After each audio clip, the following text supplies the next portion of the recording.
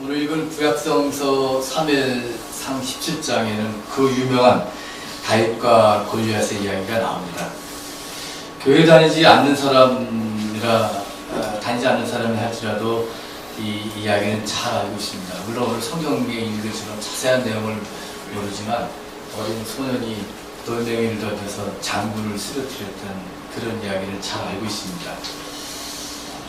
텔레비전에 가끔 보면 그 노동자와 자본가의 싸움을 다윗과 골리앗으로 비교하기도 합니다. 그 뉴스 앵커가 가끔 그런 말 나오죠. 다윗과 골리앗의 싸움이다 이렇게 하는데 이게 잘 알려져 있습니다.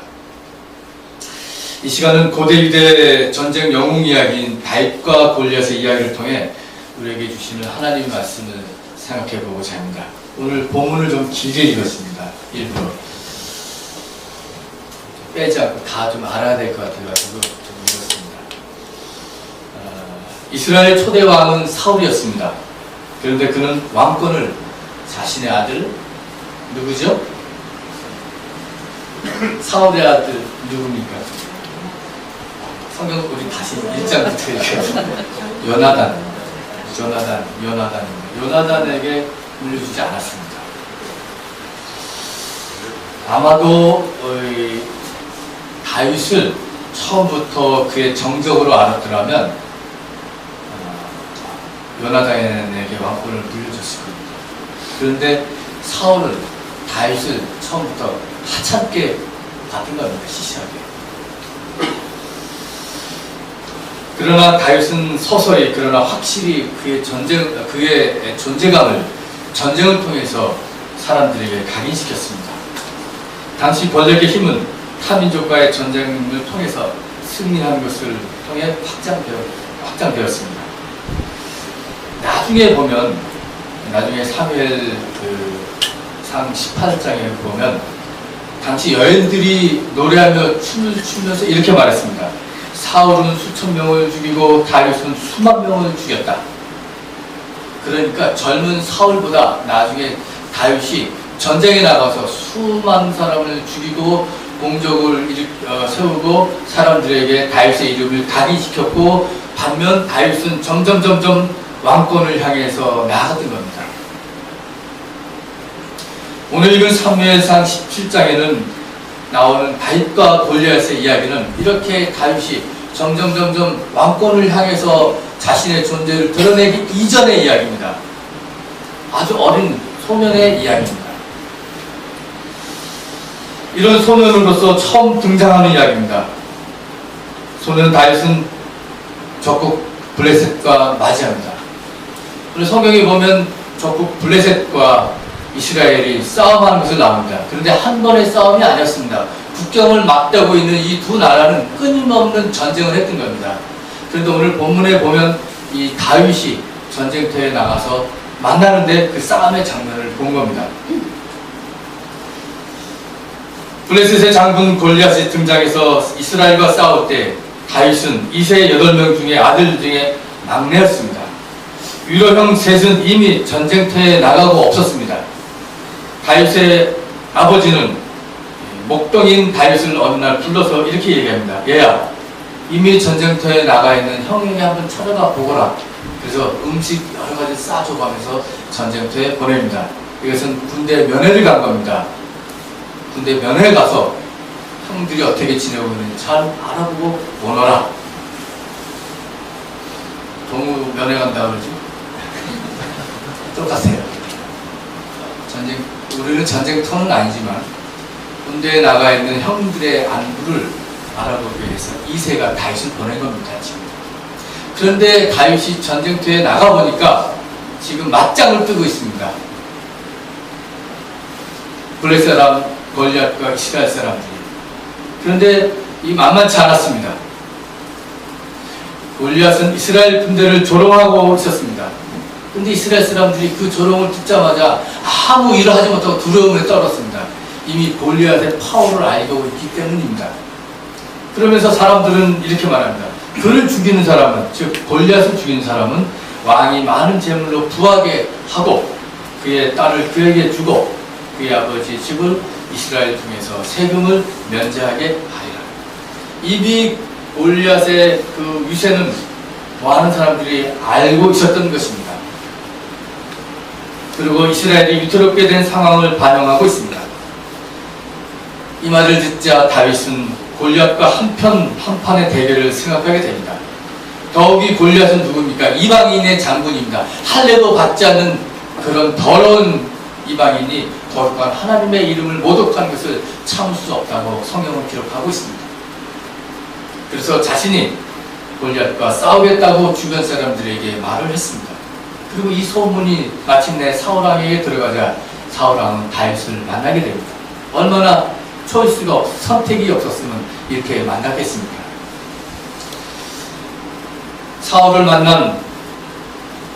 다윗을 만난 사울왕은 이렇게 얘기합니다. 이게 무슨 말인가? 골리앗은 이미 뼈대가 군대에서부터 잔뼈가 굵은 사람이었다. 그 말은 반대로 얘기하면 너는 목동에 불과하다는 겁니다. 군인과 목동을 비교한 겁니다. 그래 너는 나가면 안 돼. 그래서 마침내 여러분 잘 스토리 아시죠? 마침내 다윗이 나갑니다. 나가면서 다윗은 사울이 주었던 그 모든 투구라든지 칼 이런 걸 가지고 나가지 않고 막대기와 돌멩이 5개를 가지고 소년 다윗은 나갑니다. 전쟁터에서 이 모습을 본 골리앗은 기가 막혔습니다. 비록 다윗의 용모가 아름답다고 했지만 자기 앞에 이렇게 서 있는 자체가 자기의 자존심을 상하게 했던 겁니다. 골리앗의 자존심을 상하게 했던 겁니다. 그래서 뭐라고 합니까? 네가 나를 개취급하느냐? 네가 나를 개취급하느냐? 하면서 블레셋 사람의 신의 이름으로 다윗을 저주합니다. 그러자 다윗은 너는 칼을 차고 창을 메고 창을 들고 나에게 나왔으나 나는 내가 모욕하는 이스라엘의 군대 하나님 곧 만군의 주의 이름으로 의지하고 너에게 나왔다 이렇게 합니다. 그리고 오늘 가장 중요한 제가 말씀을 읽다가 마음이 탁 이 구절에 왔어요. 47절입니다. 가장 중요한 47절. 함서정 집사님 읽으시는데 47절 한번 읽어보세요. 47절. 또 주님께서는 칼이나 창 따위를 쓰셔서 구원하시는 것이 아니라는 것을 여기에 보인 이 온 무리가 알게 하겠다. 전쟁에서 이기고 지는 것은 주님께 달린 것이다. 주님께서 너희를 모조리 우리 손에 넘겨주실 것이다. 네, 지금 읽은 세 번역은 주님께서는 칼이나 창 따위를 쓰셔서 구원하는 것이 아니라고 나왔지만 개역 성경에 보면 이렇게 나옵니다. 또 여호와의 구원하심이 칼과 창에 있지 아니함을 여호와의 구원하심이 칼과 창에 있지 않아요. 이 말이 더 마음에 와요. 그래서 제가 오늘 설교 제안으로 여호와의 구원하심이라고 했습니다. 여호와의 구원하심이 칼과 창에 있지 않다고 47절에 말씀하고 있습니다. 그러면서 돌을 던져 골리앗의 이마를 적군합니다. 골리앗은 돌에 맞고 땅바닥에 쓰러지고 죽습니다. 생각보다 너무 시시하게 죽었습니다. 그리고 그 뒤로 다윗은 이락 스타가 되었습니다. 이 이야기를 듣는 사람들은 가슴이 시원해집니다. 칼과 창이 아닌 돌멩이로 전쟁을 승리로 이끈 다윗의 이야기는 약자의 상징이 되었고 이스라엘 사람들은 이 이야기를 통해서 자신들과 함께 하시는 하나님에 대한 무한한 자부심과 경외심을 갖게 된 것입니다. 이것이 사무엘상에 나오는 다윗과 골리앗의 이야기입니다. 하지만 안타깝게도 우리의 역사, 실제 역사 속에서는 다윗이 골리앗을 이기는 경우는 거의 없습니다. 철갑 무기를 갖추고 힘이 센 용사를 어린아이가 돌팔매로 이긴다는 것은 영웅 이야기에서나 가능한 일이지 현실 역사에서는 힘 있는 사람이 힘 없는 사람을 누르고 강한 나라가 약자를 쳐들어가 지배하고 다스리는 양육강식의 세상입니다. 현실과 매우 대치되는 다윗과 골리앗의 이야기는 그러면 도대체 우리에게 무엇을 말하고 있습니까? 이 이야기의 의미는 무엇이겠냐 하는 것입니다.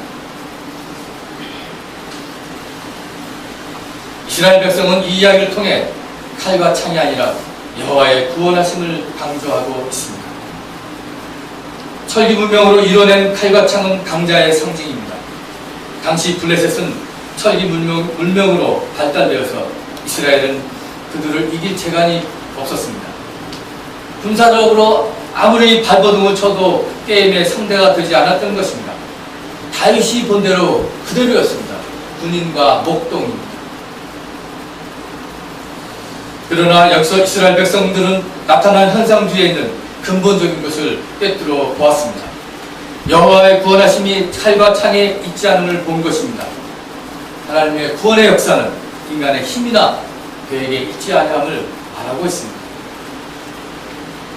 반면 우리는 계획을 해야 마음이 놓이고 거기에 짜맞추어야 마음이 놓이고 결과를 기대하고 있습니다. 언제나 우리의 힘만으로 모든 것을 다 할 수 있다고 생각합니다. 하나님의 이름을 부르지만 그것은 마지막 기도할 때 요식행위에 불과합니다. 상징적인 절차에 불과합니다. 하나님의 이름을 부르는 것은 우리의 계획으로 다 해놓고 예수의 이름으로 기도합니다. 하나님 없는 인간 중심주의 사고가 오늘의 칼과 창입니다. 그리고 그것의 절정은 만몬입니다. 돈을 위해서 앞뒤 안 가리고 길을 쓰고 앞으로 나갑니다. 돈을 벌기 위해 핵무기도 마구 만들어냅니다.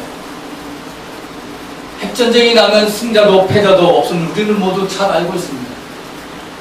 인간뿐이겠습니까? 지구는 풀 한 폭이 남지 않은 황막한 죽음의 사막으로 바뀌게 되는 것입니다. 이렇게 핵무기가 인간의 생존뿐만 아니라 자연을 포함한 생명세계 자체를 순식간에 파괴할 파괴력을 가지고 있음을 잘 알고 있음에도 불구하고 돈을 벌기 위해서 계속적으로 개발하고 확장해 나가고 있습니다. 이런 세계 속에서 우리는 아직도 칼과 창이 아닌 하나님의 구원, 여호와의 구원하심이 근본임을 말할 수 있겠습니다. 그러나 어쩌면 시대에 뒤떨어진 구태의연하고 뭘 모르는 그런 생각이라고 말할 수 있지만 이것을 보는 눈이 바로 하나님을 믿는 믿음입니다. 성서는 말합니다.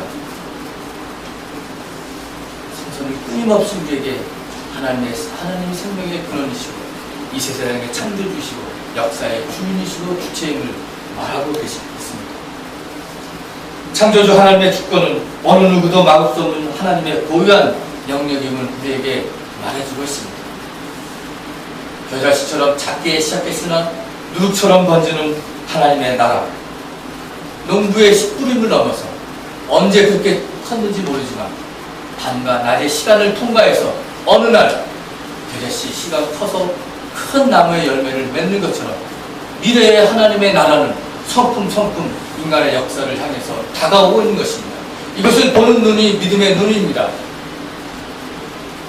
이 세상의 역사가 감당하지 못할 힘으로 오는 하나님의 나라를 보는 것이 믿음입니다. 이 믿음의 눈은 칼과 창이 아닌 하나님의 구속의 역사를 보게 합니다. 오늘은 성령 강림절로 5번째 주일이자 민족 화해주일입니다. 1950년에 발발한 한국전쟁, 3년 동안의 전쟁 후 1953년에 미국과 당시 중국이죠. 중공, 북한이 정전협정을 맺었습니다. 사인했습니다. 잠시 전쟁을 휴전하자는 겁니다. 65년의 세월이 흘렀지만 아직도 한반도는 이런 휴전주의입니다. 잠시 휴전하자는 겁니다. 그동안 같은 민족을 원수처럼 적대시하며 살아왔고 전쟁 무기로 서로를 위협하며 지내왔습니다. 그러나 하나님의 구원의 역사는 칼과 창을 넘어 이 한반도에 지금 이루어지고 있습니다. 칼과 창의 인간의 탐욕과 무력을 넘어 하나님의 해방의 역사는 지금 우리 가운데 이루어지고 있습니다. 여러분 이거 보지 못하십니까? 누구를 통해 어떤 방법으로 하신 것은 하나님의 영역입니다. 이스라엘 백성들이 바벨론 포로 생활할 때 그들이 해방을 맞이한 것은 이스라엘 백성들의 스스로의 힘이 아니었습니다. 페르시아의 고레스 왕이 바벨론을 정복하고 바벨론의 지배하에 있었던 이스라엘 백성들을 해방시킨 겁니다. 하나님은 이방 민족, 이방인인 페르시아의 고레스 왕을 들어서 이스라엘 백성들을 해방시키고 고국으로 돌아와서 성전을 짓고 다시 살게 했던 겁니다. 하나님의 역사는 이방인의 왕을 통해서 역사했던 겁니다. 하나님의 해방의 역사에 꿈틀거림이 눈에 보이지 않으십니까? 이제 우리는 65년의 남과 북의 적대 관계를 넘어 한 민족, 한 핏줄로 다시 만나야 합니다. 우리의 뜻과 의지와는 상관이 없이 분단되었습니다. 그동안 서로를 미워하고 증오했지만 이제는 서로를 용서하고 화해하고 그래서 분단을 넘어 통일을 향해서 나아가야 합니다. 한미연합 군사훈련이 중단됐습니다. 남북이 8.15를 맞이해서 이산가족 상봉을 위해서 준비 모임을 했습니다. 이산가족 일정과 상봉의 일정과 규모를 앞으로 더 논의해야 됩니다. 서신 교환 그리고 생사 확인 문제도 계속적으로 논의해야 할 것입니다. 제가 주보글에 썼지만 제가 이산가족에서 이번에 통일부에서 이산가족 전반적으로 전수조사를 다시 한다고 했습니다. 그래서 후속 등본을 들고 통일부로 찾아가야 되는지 제가 인터넷으로 해야 되는지 제가 다시 등록을 할 겁니다. 이미 등록을 했습니다. 우리 교우 중에서도 이산가족의 자녀들이 많이 있습니다. 같이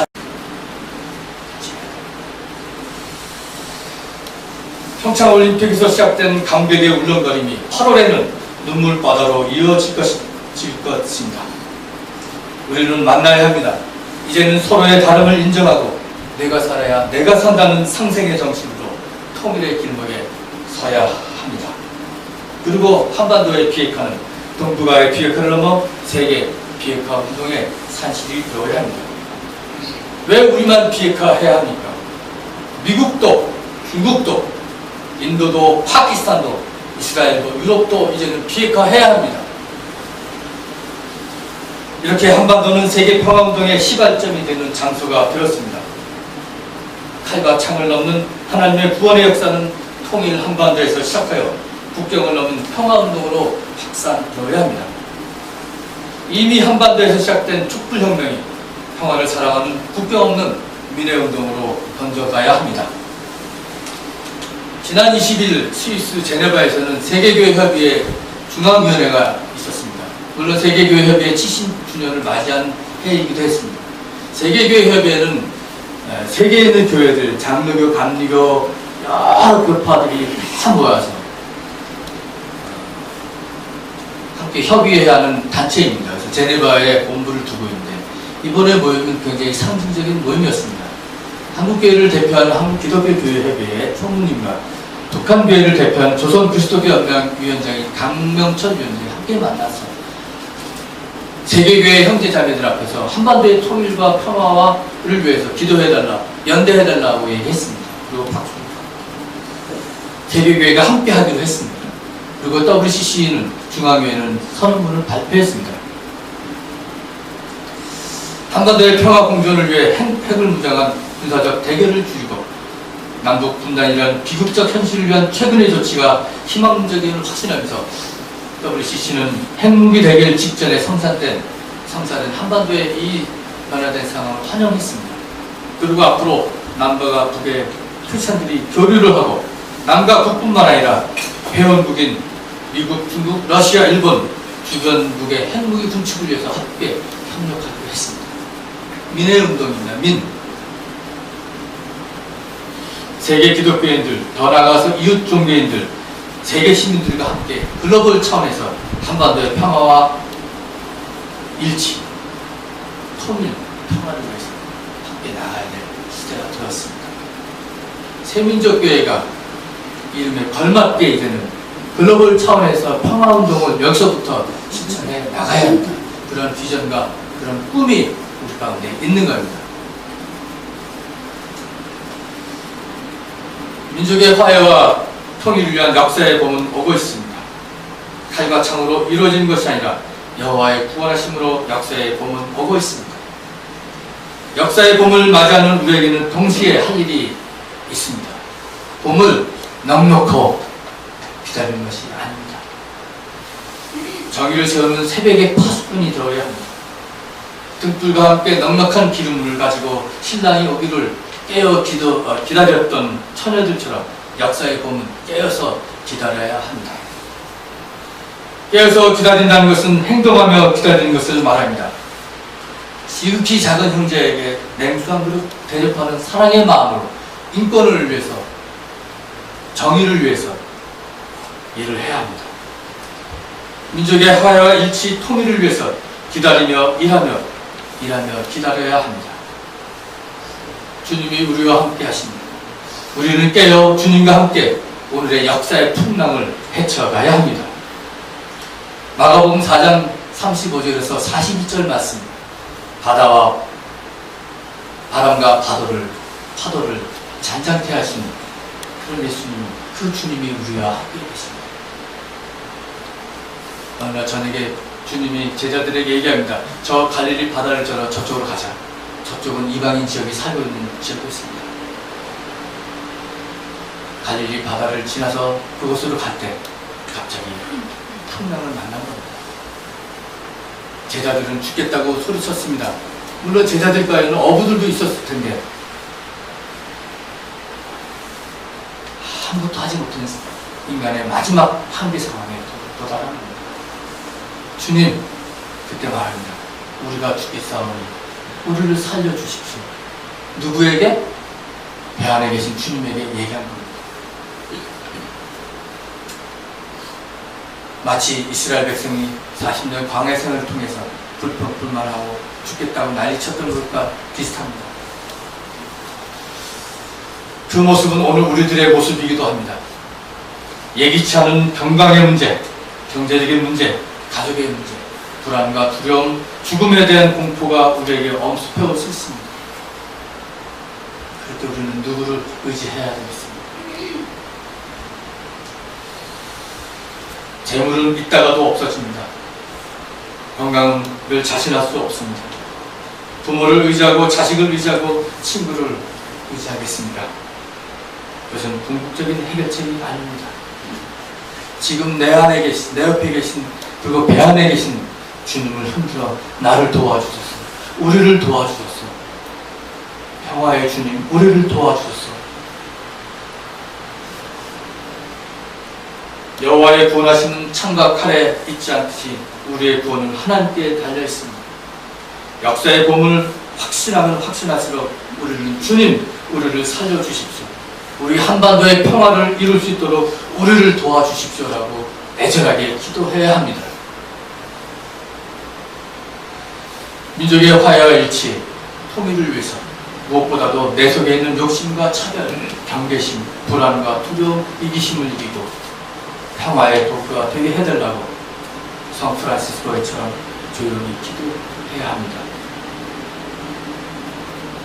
세민족 교육 여러분, 칼과 창이 아닌 여호와의 구원하심을 바라보면서 풍랑을 향해서 보유하고 잠잠하라고 명령하시는 평화의 주님과 함께 우리 눈앞에 펼쳐지는 새하늘과 새 땅의 하나님을 향해서 다 함께 나아갑시다. 이 말씀을 가지고 잠시 묵상하시면서 하나님의 뜻과 하나님의 계획을 다시 한번 생각해 보겠습니다. 묵상하시겠습니다.